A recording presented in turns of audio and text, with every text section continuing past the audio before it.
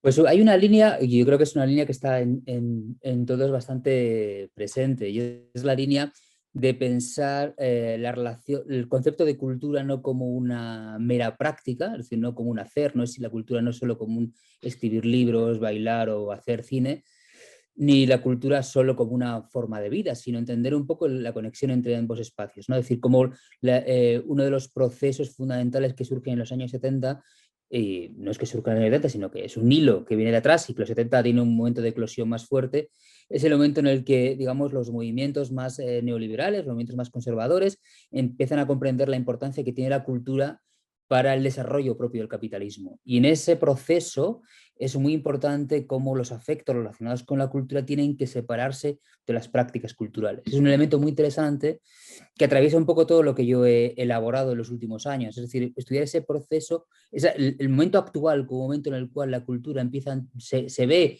como una cosa separada de las cuestiones sociales, políticas, económicas, y cómo el origen de esta visión naturalizada está en los años 70, en el momento en el que, digamos, los movimientos neoliberales, los movimientos de desarrollo económico más conservadores en el sentido de lógicas dominantes, empiezan a entender esa importancia de la cultura, ¿no? Y cómo lo separan. Por ejemplo, el primer concepto de industria cultural, ¿no? La industria cultural como un elemento en el que lo cuento en varios libros, un elemento en el que ¿de qué forma se puede despolitizar o desconflictualizar la cultura? Pues ofreciendo más cultura. Cuanto más cultura ofreces, más las despolitizas. Entonces, la industria cultural consiste en ofrecer mucha cultura y teniendo por contra una especie de resaca en la ola en la que lo que importa es la industria, ¿no? Y ese juego de ofrecer mucha cultura para vaciar la cultura es uno de los grandes descubrimientos de los años 70 en muchas órbitas distintas, ¿no? Yo lo estudio fundamentalmente en las prácticas culturales.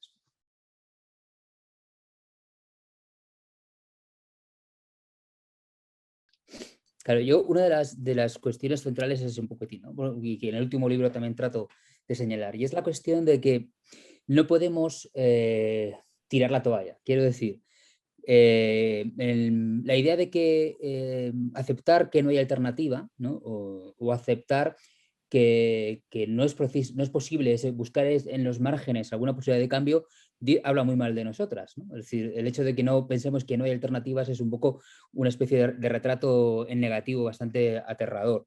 Y al mismo tiempo, la idea de que defiendo en estos libros es que la cultura dominante nunca puede ser completamente dominante.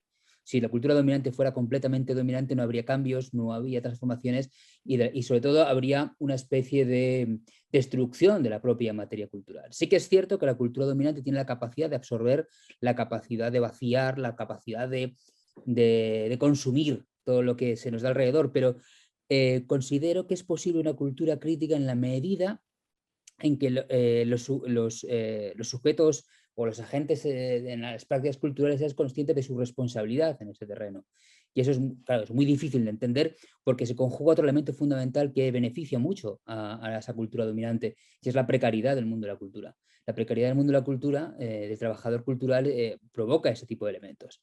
Porque digamos que en el mundo de las prácticas culturales tenemos un debate que está, digamos, en la médula de la cultura.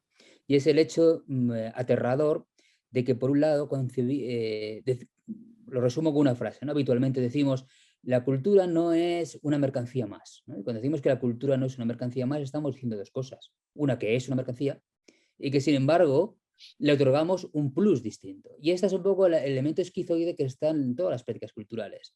Que los artistas quieren no ser mercancía y al mismo tiempo vivir de ello. Y ese es un problema que está inserto en el ADN del capitalismo. Es decir, es un problema muy difícil de resolver. Uno pasea por Arco y nunca va a haber precios. Porque es especie como de vergüenza, porque seguimos pensando en las prácticas artísticas como elemento espiritual y al mismo tiempo queremos verlo como un elemento comercial. No hay una solución clara. La perspectiva crítica sería un poco de cómo ejercer una responsabilidad crítica dentro de ese proceso. Eh, donde publicas, cómo publicas, para qué publicas, por ejemplo, si hablamos del mundo editorial, pero en las galerías artísticas, es decir, una serie de elementos que son muy difíciles de pensar, ¿no? Yo siempre pongo el ejemplo por ejemplo, cuando empezó la pandemia, con el tema de la carta que mandan ¿cómo se llaman? Los premios nacionales al ministro de Cultura, que es una carta muy sintomática de esta situación. Porque en esa carta los artistas lo que piden finalmente o básicamente es: Jesucito, que me quede como estoy. Por favor, que mantengamos el consumo, ¿vale? Que está bien y es lógico. Pero era una oportunidad fascinante para tratar de cambiar ciertas arquitecturas institucionales, ciertos modelos culturales, ciertas prácticas y sobre todo, por ejemplo, sumarse a procesos, por ejemplo, de reivindicar una renta básica universal. Si ese tipo de cosas no entran porque de alguna tiñen el problema, ¿no? Queremos ver la cultura como algo fuera del consumo y al mismo tiempo como dentro del consumo. Y eso crea el problema, porque evidentemente hay un factor fundamental en el mundo de las artes y que delimita la crítica, y es que nadie te lo ha pedido. Es uno de los problemas del arte. Nadie te lo ha pedido que lo hagas. Entonces, si nadie te ha pedido que lo hagas y estamos dentro del capitalismo, es un problema.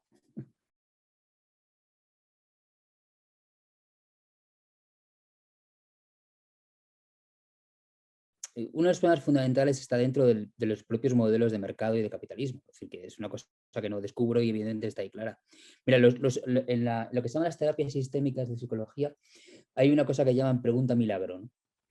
Y la pregunta milagro consiste, ¿no? Tú vas con un problema, pues un problema de ansiedad, un problema de lo que sea, ¿no? Al psicólogo, y el psicólogo te dice: imagínate que mañana das la cama y cuando te despiertas todos tus problemas se han solucionado. ¿Cómo lo notarías? ¿No? ¿Cómo sabrías que te has curado, que te has rehabilitado, que te has lo que sea, ¿no? Pues es una pregunta que se me planteo en la cultura cuando sale ese tema, es: imaginaos que mañana todos los artistas cobran lo que deben, todos los músicos cobran lo que deben, ¿no? ¿Notaríamos un cambio real en la cultura? O sea, esa es la clave. Es decir, si yo mañana todos los artistas cobran en Spotify perfecto, tal, habría un cambio en la cultura tendría un sentido, una orientación distinta. Y esa es la clave, no hay una respuesta clara, evidentemente. Pues claro que nos gustaría cobrar a todo en acorde, pero claro, el problema es o dividir, lo que contaba al principio, el sustrato contradictorio de la producción artística en sentido amplio en nuestro contexto dentro del capitalismo, en una fase putrefacta, si quieres, que es en la que estamos, ¿no? Es decir, y no hay una respuesta evidente. Si mañana todos los artistas cobran perfectamente lo que deben, si no hubiera precariedad en el mundo de la cultura, posiblemente no tendríamos una cultura mejor. Y eso es lo triste. Eso es lo triste, es lo fascinante. Así que no, en el fondo, si buscamos solo soluciones económicas, o sea, podemos hacer análisis económicos de problemas culturales, pero si buscamos solo soluciones económicas a problemas culturales, no estamos resolviendo un problema de base y es: ¿para qué queremos la cultura? Mira, hay un debate fundamental, por ejemplo, yo cuando hablo en temas de arte, que es fundamental y es cuando se debate el Prado, los museos, una pregunta es: ¿para qué queremos los museos? Es una pregunta que nunca se plantea en los debates, por ejemplo, políticos, en los programas políticos. ¿Para qué queremos los museos? Se supone que está bien que hay que tener museos y tal, pero para el turismo, pues entonces ya no es lo mismo. Es otra cosa. Es decir, hay una especie de mezcolanza. Con la cultura tenemos un problema muy radical que es muy extraño en lo económico, que no tenemos en otras facetas y que se representa muy claramente en un detalle. Y es: si mañana yo voy al centro de salud de mi barrio y me dicen, mira, si quieres que te atendamos primero, paga 5 euros. Vamos, se montaría un cisco, se montaría una batalla legal. Bueno, saldrían todos los medios, las redes sociales, sería vamos, brutal. O, para que mi hijo esté sentado en la primera fila del colegio público, pago 2 euros. Bueno, sería una cosa aberrante. Sin embargo, en los palacios de festivales públicos, cuando viene una ópera o viene un concierto, hay entradas más caras y más baratas. Y es un sitio público. ¿Pero por qué eso es lógico? Porque es cultura. Y como la cultura tiene un matiz distinto, un modelo distinto, se admite, ¿no? Lo mismo que los patronatos de los museos. Los patronatos de los museos, es decir, en un ayuntamiento a nadie se le ocurriría legalmente que en la Concejalía de Urbanismo los constructores fueran legalmente miembros de que tomasen las decisiones del ayuntamiento, porque eso es corrupción. Sin embargo, los coleccionistas, los galeristas, están en los patronatos del Reina Sofía, tomando decisiones usando lo público para revalorizar sus colecciones privadas. ¿Me entiendes? Pero no pasa nada porque como es cultura, ¿eso qué quiere decir con todo esto? Pues que las cuestiones económicas son muy importantes, pero hay un trasfondo mucho más complejo de qué sentido tiene la cultura dentro del contexto contemporáneo del capitalismo, etcétera, etcétera. No podemos buscar solo soluciones económicas, sino que son mucho más complejas.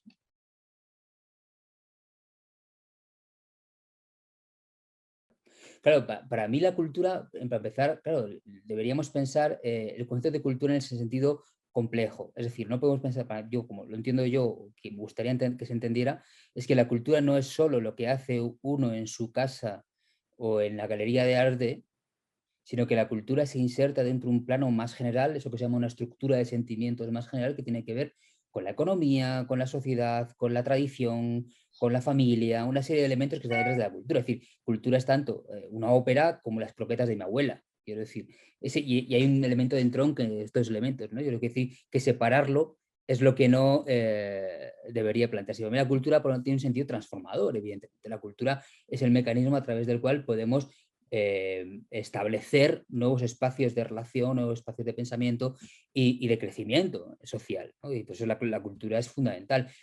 Y en ese sentido, el problema que se observa es una forma de comprender la cultura demasiado sometida a estos procesos económicos que llevan un poco a la desestabilización total. Yo, por ejemplo, siempre pongo otro ejemplo que suelo poner, y es una cosa que he llamado normalmente el coeficiente de despolitización, ¿no?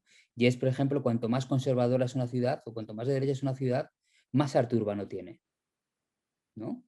Y ese es un síntoma de un problema, porque el arte urbano surge precisamente en los intersticios, en los márgenes de la producción del arte, ¿no? Con una especie de grito de yo estoy aquí, ¿no? Esos puertorriqueños que pintaban los trenes en Nueva York, ¿no? Es decir, yo estoy aquí, quiero embellecer mi espacio, ¿no?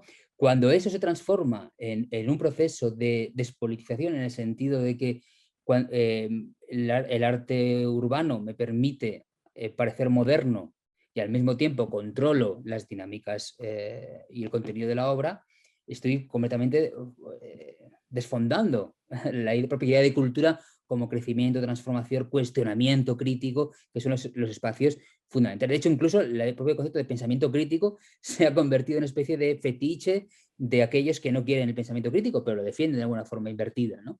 Por ejemplo, otro caso muy peculiar es como yo con mis estudiantes de Bellas Artes, siempre tengo este debate, ¿no? Cuando me vienen y me preguntan, oye, ¿dónde tengo que pedir permiso para pintar un muro? ¿No? O tal, y digo, no, es que no tienes que pedir permiso. Te la llegas, si te pillas, te jode. O sea, te pillas, pues te jodes y ya está, te pilla la policía. Pero el hecho de no, que todo esté ordenado, medido, ¿no? Falta un poco de lo dionisiaco en el arte también, ¿no? Esa parte dionisiaca del arte se ha perdido en favor de estos modelos reaccionarios de comprender la cultura, ¿no? Yo creo que la cultura tiene que tener este elemento de ofrecer un camino distinto. Y por eso me interesa mucho también, y es un poco lo que he hecho en el último libro, los años 70. Ese tránsito, esos primeros años 70 en los que la música ofrecía una perspectiva, ¿no? El pre-punk y el punk fue un grito muy potente desde las clases trabajadoras frente a un modelo que estaba estabilizándose, ¿no?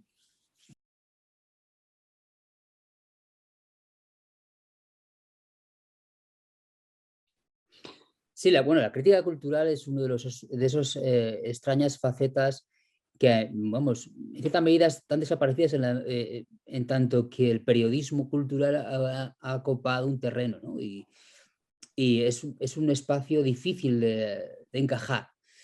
Eh, de hecho, la propia idea de crítica cultural hoy en día es difícil de situar. Yo no sabría decirte exactamente dónde poder, ¿no? Si alguien me pregunta, oye, ¿dónde puedo leer crítica cultural? ¿No? ¿Cuál? Es difícil porque en muchas ocasiones, fíjate, la crítica se ha convertido en te voy a enseñar cómo consumir una obra, ¿no?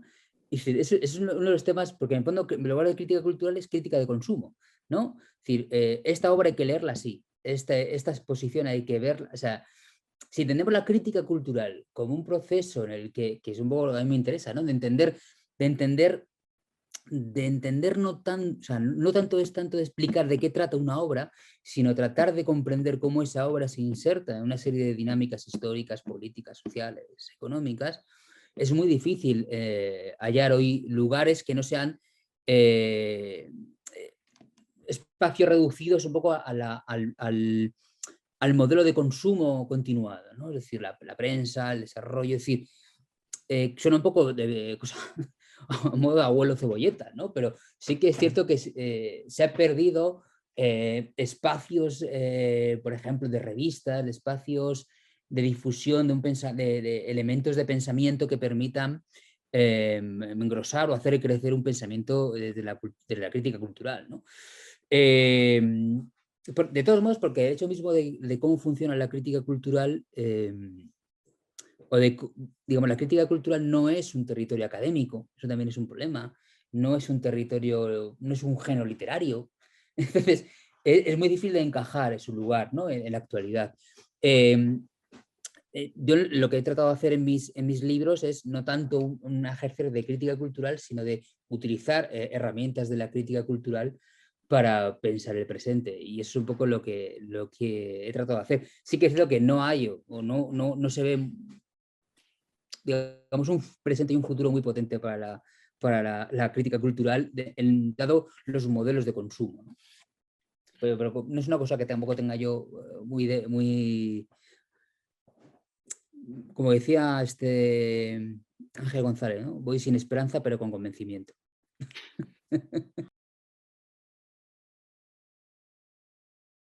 Pues es un libro sobre cómo la música en los años 70 nos sirve para comprender políticas del presente. Es decir, cómo la música no es solo una forma de hacer, sino que en los años 70 la música tenía una comprensión política y social mucho más compleja, ¿no? Por ejemplo, una cosa que desarrollo en el libro es comprender que la música disco, el heavy y sobre todo el punk rock, que es un poco lo que es la parte más central del libro, son una ética y una política antes que una estética o una práctica artística. Es decir, digamos, los Sex Pistols como ejemplo máximo del punk o los Ramones no es el punto de partida del punk, sino que es la consecuencia de una situación política, económica, social que deriva en eso, ¿no? Es decir, es un poco ese proceso, ¿no? De tratar de comprender cómo esos años 70 fueron muy importantes y cómo aunque seguimos en su estela, se ha perdido eso, ¿no? Y cómo el punk, por ejemplo, en el caso del punk, lo que ofrecía era una visión, no, una cosa que tenemos con el punk muy típica es, ¿no? Cuando esas personas que vienen de vuelta de todo y nos dicen, no, es que el punk, mira las camisetas de los Ramones que se venden en el Zara, ¿no? O la camiseta de los Sex Pistols en el H&M.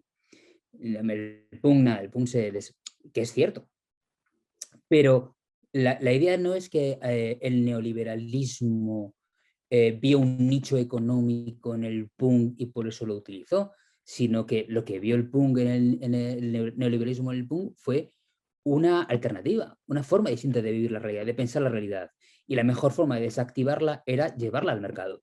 Es decir, vaciarla y llevarla hacia el mercado. Es decir, el mensaje, era necesario exorcizar el mensaje que había detrás del punk. La mejor forma de hacerlo era llevarlo a convertirlo en mercancía, ¿no? Y es una dinámica muy habitual en la historia, ¿no? Y que en los 70 fue un proceso más lento, porque, por ejemplo, en los años 90, en otros momentos, rápidamente está el mercado detrás de estos procesos, ¿no? En los años 70 hubo un momento ahí de vacío en el tránsito entre la crisis después del mayo de 68, la crisis del petróleo del 73, las transformaciones en las huelgas de los años 70, hubo un vacío ahí muy interesante en el que el punk ofreció esa visión distinta, ¿no? El punk, la música disco también, o incluso el heavy metal, ¿no?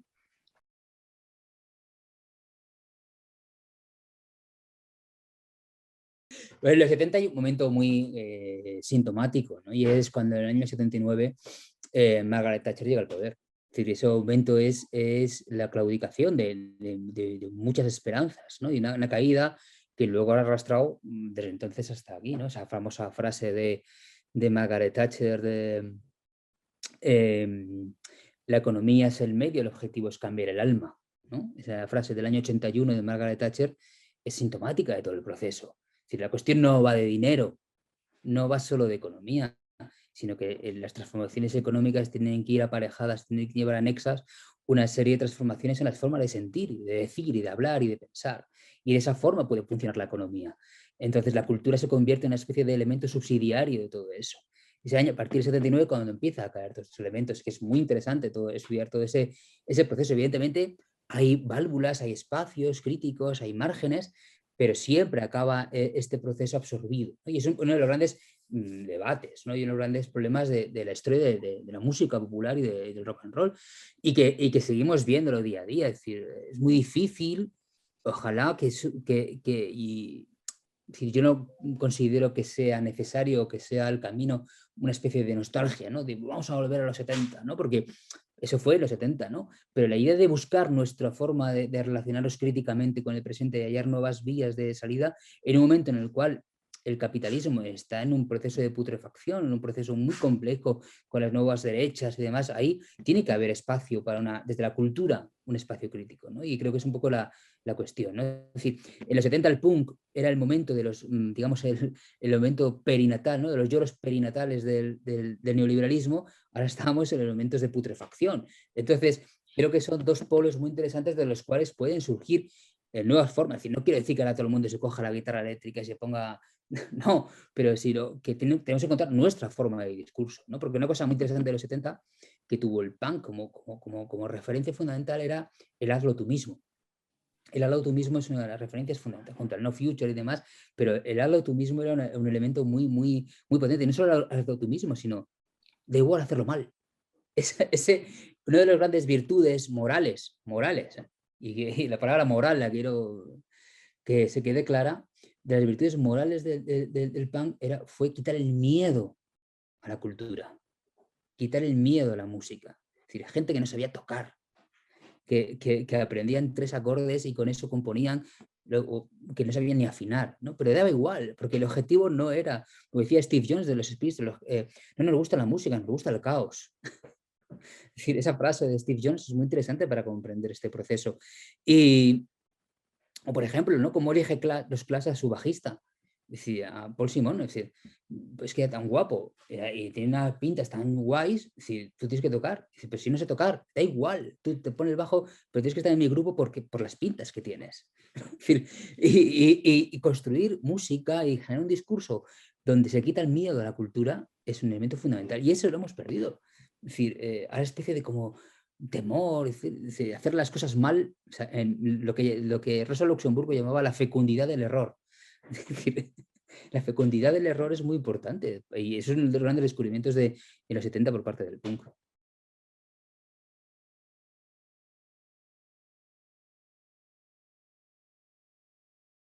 Este libro también parte un poco de una obsesión personal, ¿no? Es decir, y que hay una parte evidentemente teórica que tiene que ver con todos los libros anteriores, pero también con un elemento personal, por decirlo así, o incluso biográfico, ¿no? Es decir, yo aquí hablo de muchas bandas que me gustan a mí.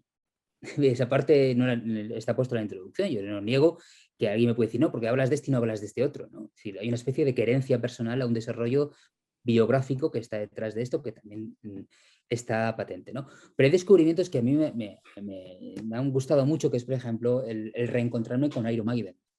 Es decir, volver a escuchar Iron Maiden, tratar Iron Maiden desde una perspectiva nueva, para mí ha sido muy importante, ¿no? Porque una de las cosas que he descubierto, que descubres leyendo a los grandes críticos culturales, o los más importantes críticos culturales, ¿no? Por ejemplo, Max Fischer, ¿no? Que es un poco, Max Fischer se ha convertido ahora en una especie de fetiche, ¿no? Para muchas de estas cuestiones. Es el olvido del heavy metal, ¿no? Es decir, pueden hablar de muchas músicas, pero yo cuando leo a Max Fischer o a Simon Reynolds o a muchos de estos grandes que son magníficos, que yo admiro, es el olvido de 2 cosas fundamentales desde mi punto de vista. Una, el heavy, y otra, la música latina, que es una cosa que en su universo anglosajón no entra, ¿no? E incluso cuando ves claramente que el heavy o la música latina ha influido en muchos grupos del post-punk que les gustan a ellos, se queda detrás, ¿no? Yo creo que el heavy metal, por ejemplo, ¿no? Heavy metal tiene una serie de recursos políticos y sociales detrás enormes. En ocasiones muy reaccionarios, es cierto, pero en otros tienen que ver con elementos rurales, con la calle, que son perspectivas muy interesantes. Pensemos, por ejemplo, que una de las portadas de Iron Maiden es cuando Eddie ha asesinado a Margaret Thatcher. Esa portada que fue prohibida, eso no lo hizo ningún grupo punk, ni post-punk, lo hizo Iron Maiden, ¿no? Cortar la cabeza, matar a Margaret Thatcher, ¿no? Es decir, es muy curioso esos elementos que están entre mí, encontrarme con Iron Maiden, o meter en el libro, en ese contexto, por ejemplo, una banda que para mí es fundamental, que es la banda Trapera del Río, ¿no? Una banda de Cornellá que fue punk incluso antes del punk, ¿no? Y que representa muy bien también la versión continental, no solo anglosajona del punk, ¿no? Es decir, que son cuestiones que en el propio desarrollo del libro me han parecido muy nutritivas, ¿no? O pensar a David Bowie desde una perspectiva distinta, que es la perspectiva de la esquizofrenia, ¿no? A partir de los libros de R. Line, ¿no? Bueno, trato de buscar esos márgenes a la hora de analizar la música, los discos, las letras, y todo ese entramado sobre el horizonte del cambio político y cultural que se produce en los años 70.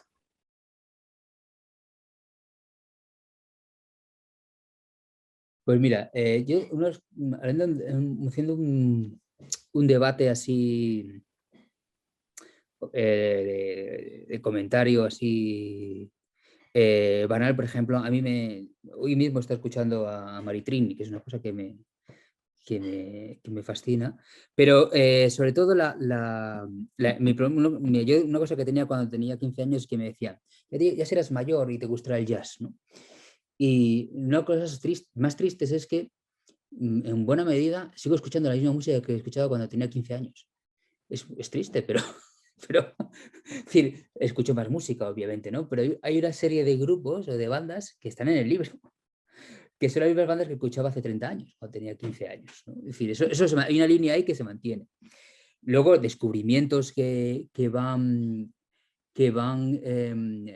cayendo y placeres culpables, pues sí, sobre todo, mira, pues escucho con mi hija muchos temas que a ella le gustan de música actual que tienen su punto, y más de una vez me he visto en la cola del día o del Mercadona moviendo las caderas al son de algún reggaetón, no lo voy a negar.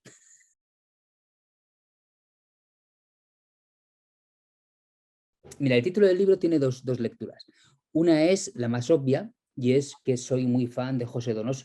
Entonces, no lo niego, vamos, está puesto ahí la cita del primero, ¿no? Es decir, me gusta cómo suena Un lugar sin límites. A mí una cosa que me viene de mi vena poeta es el sonido de las palabras, ¿no? Y Un lugar sin límites me gusta cómo suena. He hecho el cambio, ¿no? El libro de Donoso es El lugar sin límites, ¿no? Que es más concreto, porque la historia y no me trato de comparar, ni mucho menos, por favor, con un escritor como Donoso, al contrario, es una especie de tributo y de homenaje, ¿no? Y me fascina cómo escribe, y la historia, bueno, la historia del libro de Donoso no tiene nada que ver con el punk ni nada más, una historia distinta, pero me gustaba cómo sonaba. Y al mismo tiempo cumplía otro elemento, que era un poco cerrar el ciclo que habría en los límites de lo posible. Si en los límites de lo posible el tema central era cómo el neoliberalismo había cooptado y había, digamos, absorbido todos los elementos críticos de la cultura de los afectos, es decir, cómo la palabra creatividad, la palabra felicidad habían sido vaciadas de contenido por el neoliberalismo y lo que llamó el capitalismo afectivo había desbaratado la potencia crítica de todo eso. En este libro trataba de hacer un poco ver el otro margen del límite, ¿no? Si el límite tiene dos lados, pues el otro margen del límite, y era ver aquellos movimientos, aquellas perspectivas artísticas que trataban de resistir a eso, ¿no? Los que trataron de resistir, ¿no? Y cómo el punk resiste o trata de resistir hasta que no puede más, pero trata de resistir todo eso, ¿no? Y es un poco lo que está presente en el desarrollo propio del libro, ¿no? Que el libro se cierra con un texto sobre el ciberpunk, es decir, sobre literatura ciberpunk, ¿no? Porque me parece que el ciberpunk es un poco una especie de, por un lado, una especie de rendición. El ciberpunk es de, bueno, pues nos abrigamos dentro del ciberespacio y aquí acaba todo, pero también una especie de crítica al propio desarrollo de la tecnología, de la ciencia, de la economía, ¿no? Me parece interesante esa parte del ciberpunk, ¿no? Que sobre todo estudiar qué hay de punk en el ciberpunk, ¿no? La palabra ciberpunk, ¿no? Y era un poco el tema del cuerpo y todas esas cuestiones que aparecen en Neuromante, por ejemplo, que es el libro fundamental que trabajo en el texto.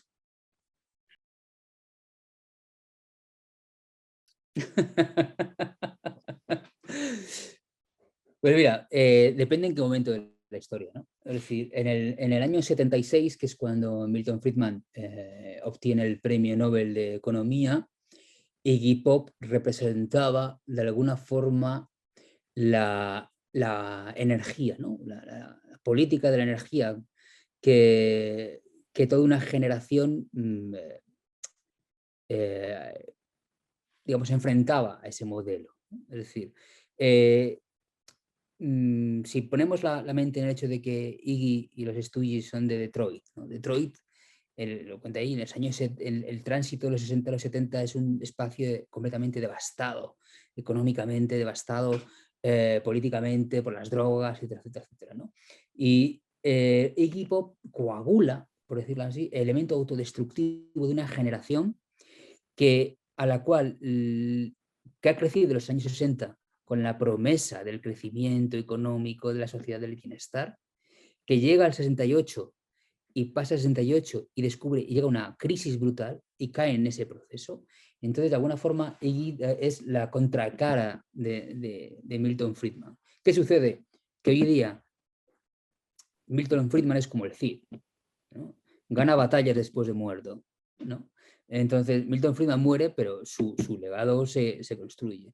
E Iggy Pop, aunque le queramos un montón, y yo es una especie puedo declararme fanático de Iggy, Iggy se ha convertido en el fondo en todo aquello en lo que él mismo, que él mismo criticaba o que él mismo se oponía en los años 70, ¿no? Es decir, es un problema, ¿no? Pero en el año 76, que es cuando gana Milton Friedman el Premio Nobel de Economía, es muy curioso que el mismo año que Milton Friedman gana el Premio Nobel de Economía es el surgimiento del punk.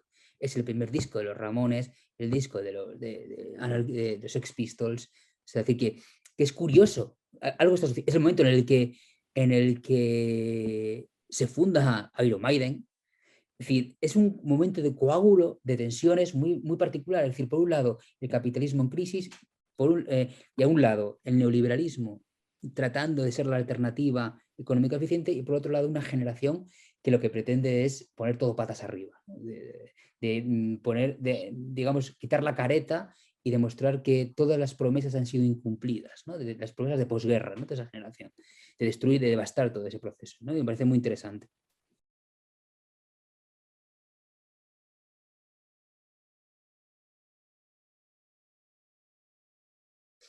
Pues es una relación bastante rara, porque me gusta cuidar el estilo, es decir, que me gusta mucho el sonido, tengo tanto, ¿no? El sonido de las palabras, ¿no? Quizás olvidé de que a veces, no siempre, le trato de leer algún párrafo de lo que escribo como si fuera un poema, ¿no? Que a veces evidentemente es horrible, es horripilante, pero otras me sirve la respiración, el estilo para mí es muy, muy importante. Y en ocasiones es la propia temática la que me pido en cierto estilo. Es decir, en este libro, donde la música y es el hilo conductor y donde la parte biográfica es fundamental para mí, el estilo es en muchos casos más narrativo. Yo he tenido incluso de corregir, ¿no? Porque en ocasiones era demasiado coloquial. ¿No? Demasiado, parece que estaba transcribiendo una conversación. En cambio, en otros textos, como en Alta Cultura Descafeinada, donde analizo más en un sentido académico los procesos de transformación del arte, en los últimos años, ahí sí que hay una beta mucho más académica, mucho más densa, una trama, pero es quizá el propio contenido lo que me lleva a eso, ¿no? Entonces, para mí es una preocupación, no te voy a negar. El tema del estilo es una preocupación constante y una tensión constante, ¿no? Y en ocasiones me gusta conjugar las ideas y hallar que las ideas encuentren su propia forma de desarrollarse estilísticamente, ¿no? Y creo que ese es un poco el logro, ¿no? En el fondo no puedo evitar que yo soy un ensayista, o mejor dicho, en mi caso, soy un poeta que cuando no puede escribir poemas escribe ensayos. Entonces, soy un poeta que toma vacaciones a través del ensayo. Luego, bueno, obviamente estamos haciendo esto porque la cosa va de que la gente se entere de tu libro y sí. contarlo bien, pero me hacía gracia escucharte conectando con otras cosas porque decías, hombre, lo que mola del punk o lo que molaba del punk es que te daba igual, es que se hacía mal. Con lo que has dicho, Sí. obviamente la escritura de Alberto Santamaría no es nada punk, todo lo contrario. No, no es nada punk, no. No, y no sé hacerlo. Esa es eso, mira, es una de las paradojas también, ¿no? Es decir, no es que no sepa hacerlo, sino que, por ejemplo, una de las cosas por las que Lester Banks para mí es una punzada, ¿no? Es decir, a mí me gusta mucho leer, como digo, a Simon Reynolds, a Mark Fisher, pero Max Fisher, Reynolds, incluso Grail Marcus son autores serios, es decir, por mucho que quieran ser serios, ¿no? Pero cuando yo me topé hace unos años con Lester Banks, Lester Banks te atropella, con un estilo que es que te destroza, ¿no? Es un escritor punk verdadero.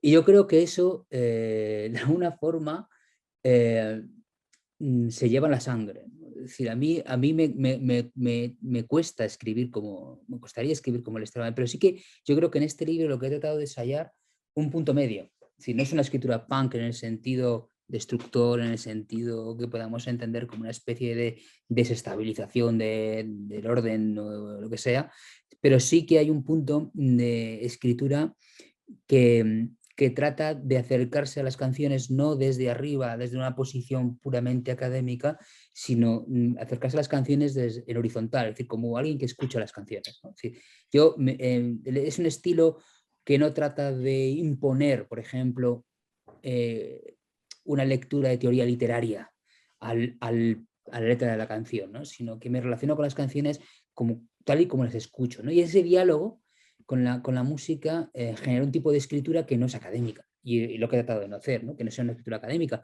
porque no puedo hablar desde el punto de vista académico, por ejemplo, de los Dead Boys, por ejemplo, no me sale.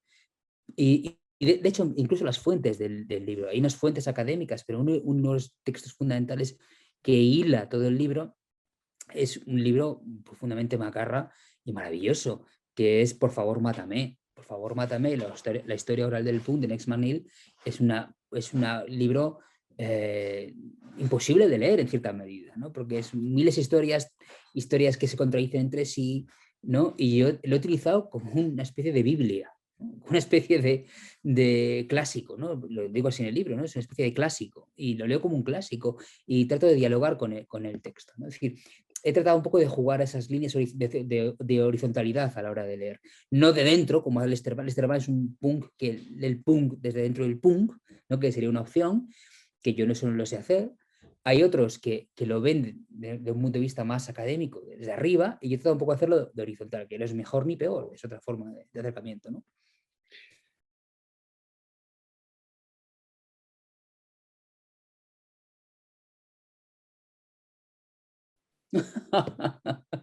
Vale, ¿no? El neoliberalismo, pues, yo creo que es una forma sencilla de comprender la situación.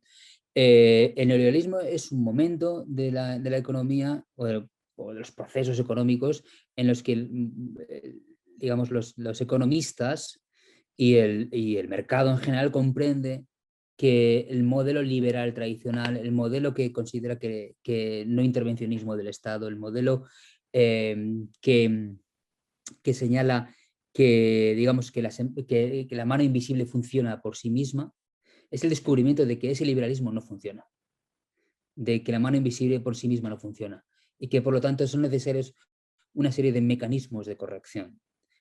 Hayek lo llama así, mecanismos de corrección. Es decir, y el mecanismo de corrección es la cultura, un mecanismo de corrección es la religión, un mecanismo de corrección es tomar el Estado. Es decir, el neoliberalismo es la toma de conciencia de que el Estado y otros elementos son espacios a tener en cuenta. Es decir, hay una metáfora maravillosa de Hayek y si tuviera que definir el neoliberalismo con una fórmula, sería la que Hayek hace en varios libros. Lo repite mucho y luego aparece mucho en libros de autoayuda y de gestión empresarial.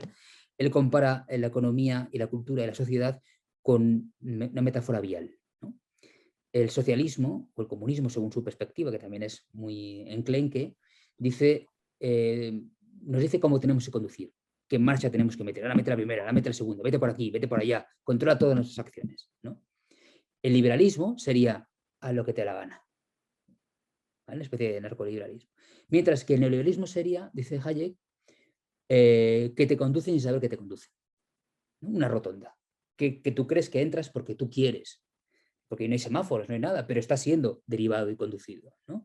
Es decir, esa metáfora la utiliza Hayek muchas veces, ¿no? Es decir, no es hacer lo que te dé la gana, no es que te obliguen, sino que es conducirte, ¿no? Y esa creo que es una de las grandes virtudes del neoliberalismo. El neoliberalismo es el momento en el que la economía se da cuenta de que los elementos afectivos, morales y culturales son esenciales para dominar. No vale solo la economía. Decía Gary Becker, que es otro gran neoliberal, que decía la economía es amor. Porque es algo que no podemos definir, pero es algo que sentimos, ¿no? Decía, y es eso, ¿no? Es decir, la economía tiene estos elementos transformadores. El neoliberalismo es ese momento que nace en los años 40, que espera muchos años su momento, nace en los años 40, desarrolla el concepto de capital humano, y en los años 70, mediados finales de los años, sobre todo a partir del 73, empieza a eclosionar de un modo muy potente y es capaz de absorber todo aquello que antes no estaba en su corazón. Y esos son un poco los elementos fundamentales. La idea de que el neoliberalismo no tiene corazón, en el sentido de que no tiene una finalidad concreta. ¿Cuál es la finalidad del capitalismo en su fase neoliberal? Sobrevivir. No tiene más. Y si no tiene cabeza, no tiene dirección. Si para sobrevivir tiene que acabar con el planeta, acabará con el planeta. Si para existió el capitalismo sin democracia, con el absolutismo. O sea, la democracia, el capitalismo no necesita la democracia. Entonces, lo utilizará mientras pueda. Entonces, el objetivo del capitalismo, sobre todo en su fase neoliberal, es sobrevivir.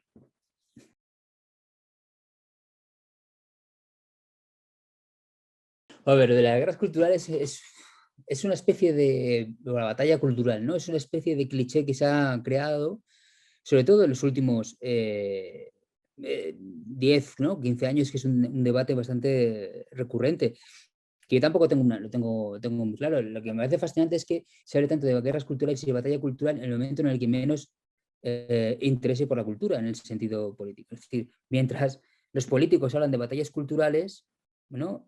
Los artistas, por ejemplo, tratan de separar la cultura de la política, ¿no? Es una cosa, es un círculo muy peculiar y muy sintomático, ¿no? Que es evidente que la derecha, sobre todo la derecha más reaccionaria, ha comprendido muy bien esto del neoliberalismo. Es decir, el hecho fundamental de que la cultura es un espacio fundamental. Es decir, mira, el último libro de Hayek, precisamente, que es el que citan muchos de estos, es el libro de los errores del socialismo. Se llama La fatal arrogancia, los errores del socialismo. Y la fatal arrogancia explica por qué, dice exactamente así, dice, todas personas inteligentes y racionales son de izquierdas. Así lo dice Hayek. Pero ese es el problema, que creen que la razón es igual a verdad. Entonces, para aceptar algo, para aceptar una verdad o para aceptar algo, tienen primero que analizarlo, debatirlo y decidir si A o si B, ¿no? En cambio, y eso les convierte toda su inteligencia en estupidez. En cambio, la batalla cultural de la derecha se basa en yo lo acepto. Luego ya iremos viendo qué pasa, ¿no? Es decir, ¿por qué cruzamos cuando el semáforo está en verde? ¿No? Pues diría Hayek. No, es que la gente puede decir, no, ¿y por qué no es azul? Vamos a debatirlo. ¿No? Pues tú aceptas que es verde y cruzas. No te pones a plantear, ¿no? Pues el problema, ese es un modelo neoliberal. Eso es la batalla cultural. Es decir, entonces, ¿qué hace digamos, la derecha? Pues toma los elementos, el campo, las tradiciones, toma estos elementos porque saben que tienen una parte afectiva fundamental, los vacían incluso de su contenido crítico y se hacen con ellos completamente. Y así ganan las batallas culturales, utilizando los elementos de la propia tradición. Hay un verso, Hayek lo explica, lo he contado ya muchas veces, Hayek lo explica a través de Shakespeare. ¿No? Una cosa magnífica que tiene la diferencia entre las batallas culturales cuando estaba Hayek y cuando los que están ahora, es que tienes personajes como Hayek, que a pesar de toda la maldad que había en su cabeza, era un hombre profundamente inteligente, con una cultura enorme, no como los Rayo o la calle de ahora, ¿no? Es decir, Hayek ponía un verso magnífico del Rey Lear de Shakespeare. Shakespeare en el Rey Lear dice, de cualquier melodía se extraer la melancolía, lo mismo que la comadreja sorbe el contenido del huevo, ¿no? Entonces, él habla de las palabras comadrejas. Las palabras comadrejas son aquellas palabras en las que tú te quedas con la cáscara, pero absorbes el contenido crítico. Entonces, si tú aceptas la tradición, aceptas la moralidad, aceptas los preceptos de la tradición, pero poco a poco los vas vaciando. y los vas haciendo tuyos, ¿no? Extraes el contenido del huevo, ¿no? Pues creo que la batalla cultural de la derecha tiene mucho de esto. Tiene mucho de saber jugar a aceptar lo irracional y lo incomprensible. Y en ocasiones, ¿qué sucede en la izquierda? En la izquierda tendemos a jugar a prejuzgar, a buscar las razones, buscar los fundamentos, una serie de elementos brutalmente racionales que provienen de una ilustración muy marcada que en ocasiones impiden que nos acerquemos a esas demandas. Es decir, la batalla cultural la puede ganar mucho más fácilmente la derecha que la izquierda en la medida en que la derecha no tiene más objetivo que la supervivencia y el ganar dinero. Es decir, es otro factor fundamental. Es decir, la derecha quiere ese poder y el poder le puede venir de apoyarse en estas dinámicas culturales de la tradición, de la moral, de la religión, que poco a poco las van haciendo suyas, mientras que la izquierda se olvida de esos elementos, ¿no? Y es un problema, es decir, que es un problema muy grave porque creo que desde la izquierda, es una cosa que Rosa Luxemburgo también tenía muy claro, desde la izquierda habría que buscar las formas de interconexión de las demandas sociales, que es una cosa que pasó en los años 70 también, ¿no? Buscar esos espacios de crítica conjunta, ¿no? Esos momentos en los cuales los movimientos por la liberación homosexual o por el tema gay, pues se juntaron con las dinámicas estudiantiles, obreras, es decir, buscar esas dinámicas de conexión. Pero claro, la batalla cultural es muy complicada. Y yo, como ves, no tengo una respuesta clara y evidente. Yo solo sé que la derecha sabe jugar muy bien sus bazas porque no tiene ningún prejuicio. Y eso siempre es más fácil y llamativo.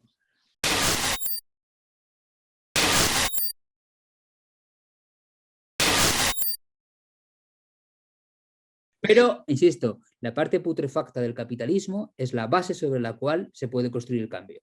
Precisamente porque estamos en la base putrefacta, y si estamos en los pies ya en el lodo más lodado, ahora cuando toca explotar, ¿no? Y toca resurgir, ¿no? Lo que venga a resurgir a partir del lodo.